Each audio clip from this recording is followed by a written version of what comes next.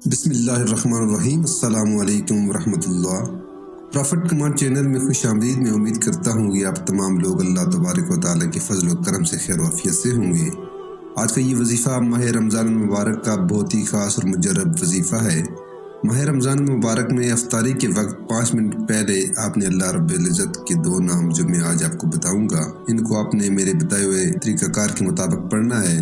انشاءاللہ تعالیٰ جو بھی مانگیں گے اللہ تبارک و تعالیٰ کی ذات آپ کو ضرور نواز دے گی۔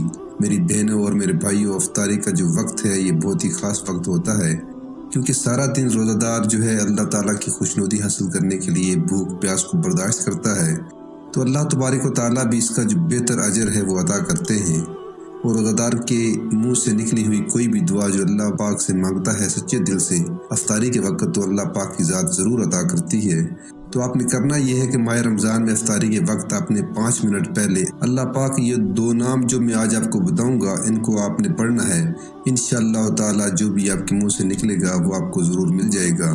اگر آپ بے اولاد ہیں، اولاد کے لیے ترس رہے ہیں، شادی کو بہت زیادہ ٹائم ہو چکا ہے، تو ماہ رمضان میں ہی اللہ پاک آپ کو اولاد کی خوشخبری سنا دے گا۔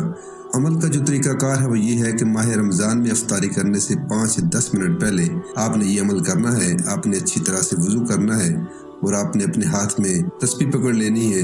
اللہ تبارک و تعالیٰ کے یہ 2 نام، یا ذل جلال والاکرام، یا ذل جلال والاکرام، اے عظمت و جلال اور انعام و اکرام والے۔ جب اللہ تبارک و تعالیٰ کو آپ ان 2 ناموں سے پکاریں گے تو اللہ تبارک و تعالیٰ کی جو ذات ہے وہ جلال میں آ جائے گی اور آپ پر اپنا انعام و اکرام کی بارش عطا کر دے گی، اور جو بھی آپ کے منہ سے نکلتا جائے گا اللہ پاک آپ کو عطا کرتے جائیں گے۔ ان 2 ناموں کو پڑھنے کی بہت زیادہ فضیلت ہے۔ آپ نے اللہ پاک کے یہ 2 نام، یا ذل جلال والاکرام، ان 2 ناموں کو آپ نے پڑھنا ہے۔ آپ نے کم از کم 333 مرتبہ آپ نے پڑھنا ہے۔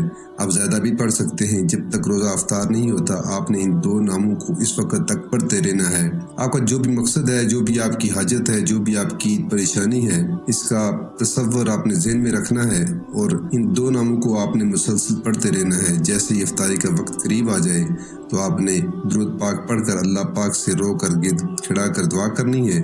انشاءاللہ تعالیٰ جو بھی مانگیں گے اللہ تعالیٰ آپ کو عطا کر دیں گے۔ یہ عمل آپ لازمی کریں اور اس ویڈیو کو شیئر بھی لازمی کریں۔ جزاک اللہ۔